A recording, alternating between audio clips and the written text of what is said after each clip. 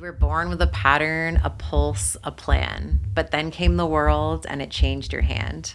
What's coded in stars gets shaped by skin, by stories, by parents, by where you've been. We chase the light but forget the clay. Try to skip the setup, rush the someday.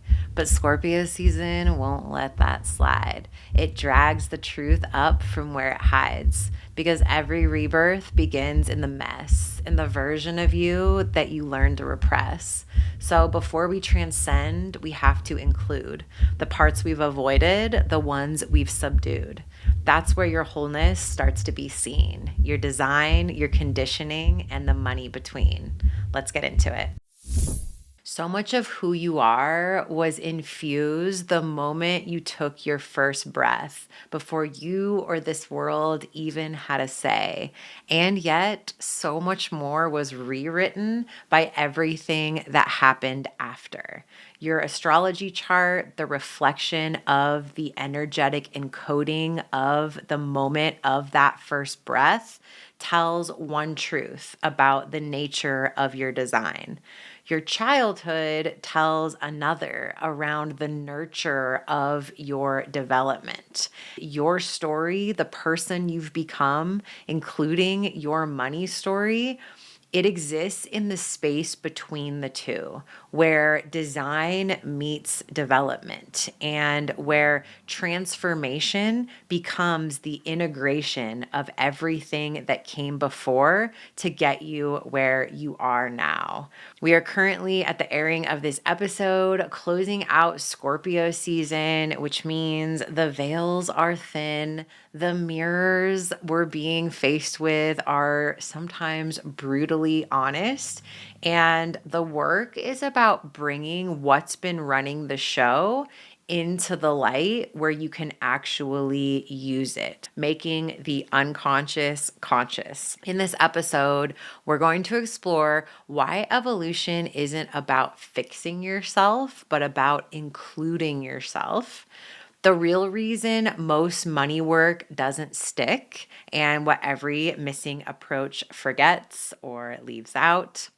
How to tell if you're living from your design or your conditioning, and what happens when you stop fighting either one. The story structure of transformation and how to track your money as a living narrative, not a dead spreadsheet. How to give each old pattern a new job to do. What was chaos starts actually working for you. And why awareness, not strategy, is always the richest currency you can hold. I mentioned it's Scorpio season, which always brings this time of year an invitation to make the unconscious conscious. Through that process, there's an invitation to reclaim whatever was buried there. As humans, we love to split life into binaries, fate or free will, nature or nurture, strategy or soul. But Scorpio's medicine is in the synthesis of whatever those seemingly opposite or conflicting parts are. They all want to be brought in and included like symbiosis into the complex beings that we actually are. In this episode, I'm focusing on this bridge between nature and nurture, where nature is that imprint of the energetics of your first breath, as reflected in your astrology chart. This is your cosmic design that is a big part of what shaped you. On the other side, nurture. This is the sum total accumulation of your choices, your experiences, and the influences that shaped who you are, who you became, how you express yourself, all of it. Ultimately, evolution, which is this force by which we are able to grow and change and transform into new versions of ourselves. We're not just stuck or limited by the design of our chart, nor are we stuck or limited to live out whatever version of ourself was shaped during our development. The principle of evolution is transcend and include. It's this and include part that Scorpio loves to remind us about because you have to take it all with you. You can't escape yourself or any part of yourself. It all needs to be brought to the light of awareness and integrated into the version of you that you carry forward. I have a lot of Scorpio in me, Scorpio South Node, rising, Saturn, and Pluto. It is such a big part of my design and operating system, and a big reason why I love the story arc. It's infused into so much about how I support clients in cosmic currency. We start out with the finance fable, which I'll talk more about in a minute, but there's just something so powerful about framing a story arc that takes you from where you've been and what shaped you through the version of you are in this moment, being able to even conceive of the story and the arc that carries you to where you want to go. All of those pieces are part of it. The most powerful transformations or stories follow a plot arc where there is that setup, there's a climax and a catharsis for change, and then there's a resolution. There's a making it to the other side.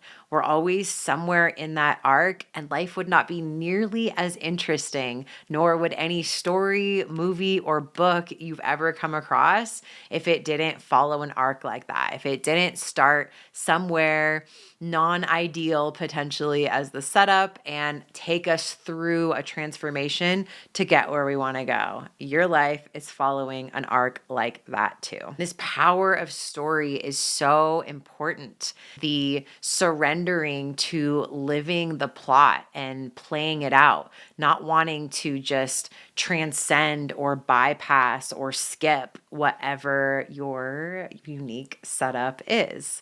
We love the climax, but we resist the setup, right? We want the change, but we don't want to acknowledge and accept what we're changing from. That messy human part where contrast and conflict live. That's the juicy stuff. That's what makes the story worth telling.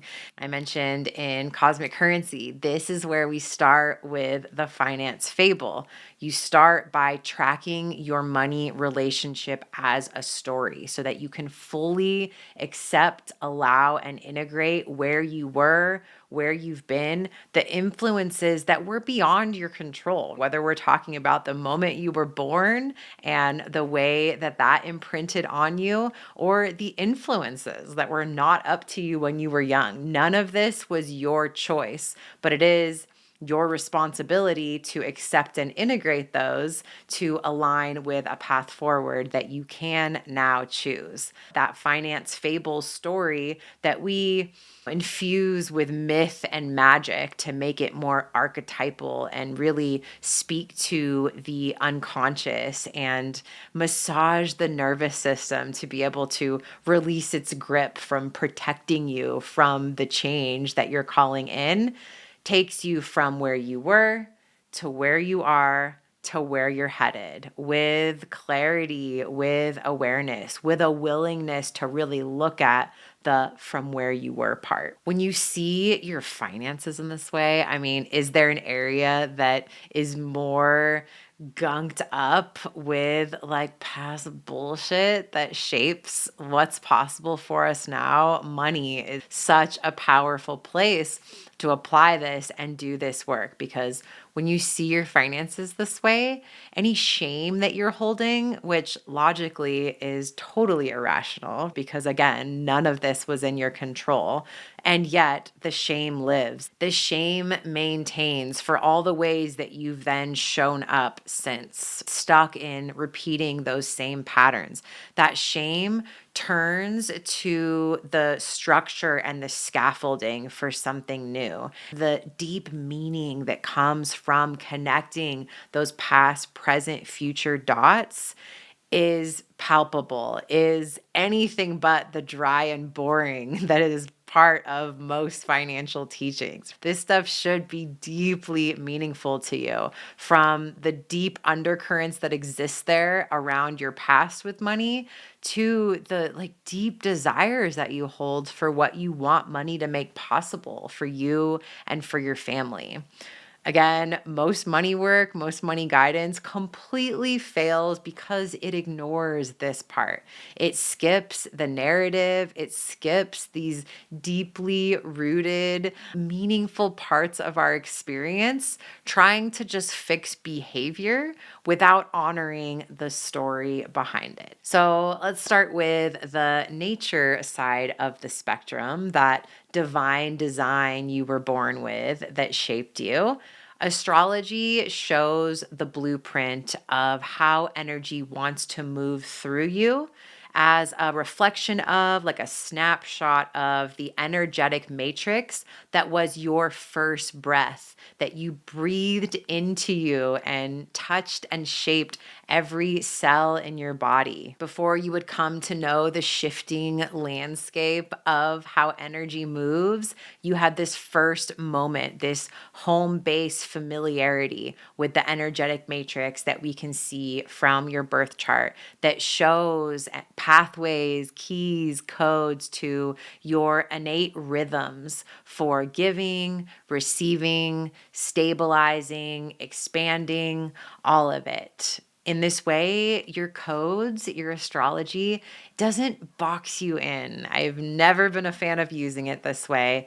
It is a tool that reveals the current you flow best in, the way that you are designed to receive, move, and ground energy. So the invitation isn't to fix yourself, but to use yourself essentially, and to give every part of you that's part of that energetic matrix a job, a purpose that serves your bigger purpose, your bigger aim and intention. That's why in cosmic currency, your cosmic codes are the map. This is the nature half of the equation that grounds all future change and makes it possible in a way that really sticks, that feels aligned with what really matters for you, and ends up bringing you closer to who you are, not further from it to fit into somebody's mold, which there are plenty of those out there when it comes to how to do money. You may know pieces of the nature side of the equation for you through your astrology. You likely know your sun sign, that's your zodiac sign. Maybe you also know the other two of your big three, your moon and rising. But do you know where you are right now with money? This is the other side of the equation, the nurture side of it, the part that really shifts and changes over time. This is why I created the Cosmic Money Style Quiz, because we have attachment patterns and tendencies when it comes to lots of areas of our life. You're probably most familiar with this concept when it comes to intimate relating, whether you lean anxious attached, avoidant, or disorganized, or if you're one of the lucky ones and lean toward secure attachment. But did you know that you have one of these for your relationship with money too? It's probably not the same one as your intimate relating tendency. It has everything to do with the other side of the spectrum here, the nurture, the influences, the examples that you had, and often shines a light on unconscious patterns that you weren't even aware of that have been playing out with your relationship to your money. It reflects that nurture side of the equation that's there, but you might not be aware of, and shows you the attachment style that shows how your history shows up now as your habits. And again, it's not fixed. It changes over time, especially if you deliberately and consciously lean in to change it. It is a feedback to show you the chapter that you're currently in with money. And if you're one of the first three, that awareness can help show you the way clearly, next steps to take to move towards secure attachment, which with money translates as financial security. If you don't yet know your cosmic money style, you can go take the free quiz. It takes less than 5 minutes. Go to cosmicb.link/quiz.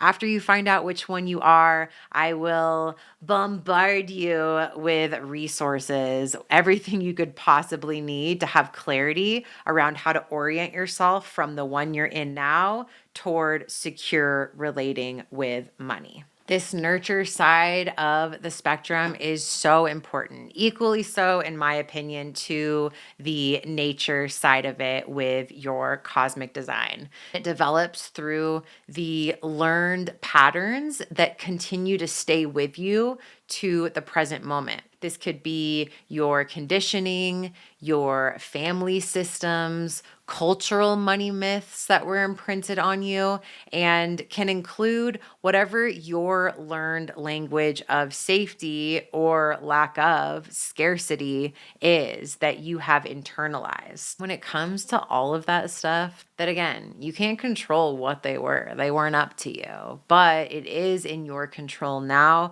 to face them, to become aware of them, and to integrate them, repurpose them to support you with your aim moving forward. These patterns don't need punishment. And often, if you have an unconscious relationship to them, that's probably exactly what you've been doing without realizing it. What they really need is your presence, so that through that awareness, you can forgive them, forgive the people that pass them on to you, love them, love those parts of yourself that ideally have the best of intentions from their limited vantage point. They're probably just trying to protect you in the best way they know how, to then find their function. Tell them you're in charge here now. They don't need to do that anymore. It's not actually serving or supporting you. And find a way that they can serve you better, that they can use the same skill set, the same motivation, point it in a different direction that's aligned with what you are motivated to achieve, the direction that you want to go. Through that reassignment, you give those parts new jobs that support the person you're becoming. You liberate them from keeping you in the holding pattern of the person you have been. When you do this, the chaos becomes some kind of choreography, right? You bring everyone together onto the same team to support a rhythm that actually works and supports the causes that matter to you. But the real magic happens in the integration where both of these come together for a common cause. This is where Scorpio's realm of alchemy happens, where the merging of the nature side of your design and the nurture side of what influenced your development gets stirred together in a cauldron and turns into embodied wisdom. Inside Cosmic Currency, I like to say that that is where structure becomes spell work, where you're able to craft the systems that both honor your design that shaped you on the nature side and your current capacity that's reflected through your honesty of the nurture side. Obviously, this is not the case just with money. These are principles to live and grow by, because within and beyond the realms of money, integration is the universal technology of transformation, where awareness and compassion come together through the rhythm of practice to make things possible those smaller parts of you never would have thought could be. It's a special kind of magic when you honor both your wiring and your history, when you bring it all with you, when you bring it to the light of day, when you presence it all together. You're like, yo, I have these tendencies based on the way that I was wired and the way way that I was influenced by the people around me. These were the cards, the stars that I was dealt, and they become the raw material that you then have to work with in your own alchemical process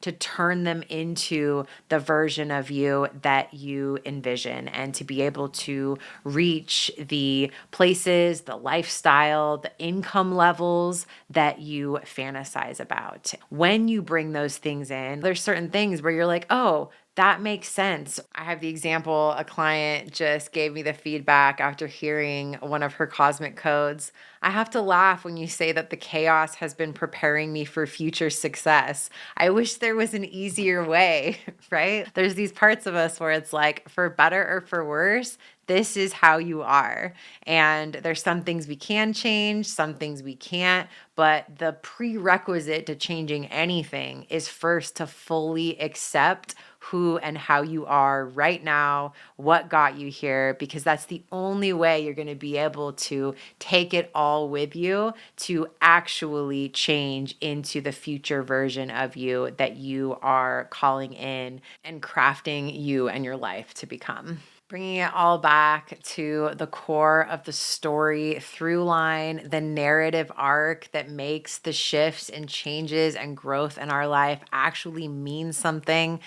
If you're feeling ready to make a change, you're not starting over. You're never starting over. You're always writing forward. Transcend and include. It's the only way to truly evolve with all parts of you. And though Scorpio season will soon fade, the magic that it shows us and hopefully leaves you with is here to stay. And that is that the awareness of all of your parts, whether the ones that nature started you with or nurture massaged into you, that's the doorway to actual lasting renewal. The reason that integrating those parts is so important is because it's not the end of a story. That's what makes it the beginning of a new one. It's the moment that you realize you are the author, you are the creator of your reality and the direction it takes you next. You are the one holding the pen. Something else I hope you take from this episode is that wholeness is wealth. When we talk about the money stuff, you might be thinking about like bottom lines and dollars, but ultimately we're talking about wealth, abundance, the phenomenon by which energy moves through you the way you were designed, whether that's manifest materially as money or love or passion or any of these things moving through you. Ultimately, a wholeness around that, being aligned with your design, bringing all of your parts together to the table and the team is what is going to make any of it feel the most fulfilling. Every part of you belongs in what's next, in what's coming, in what you're calling in. When it comes to your business, your money game, if you don't yet know your cosmic money style, the attachment style that is unconsciously running the show around your relationship with money, that's keeping you from the secure attachment with it that makes for the financial security you crave, go to cosmicb.link/quiz, answer the 10 questions, find out what you are, get the resources to start to make your way consciously in a more aligned direction, and use it as a mirror to better understand the chapter you're currently in and the compass for the one that you are ready to write next. You are the author, you are the alchemist, and you are the main character of the whole damn story.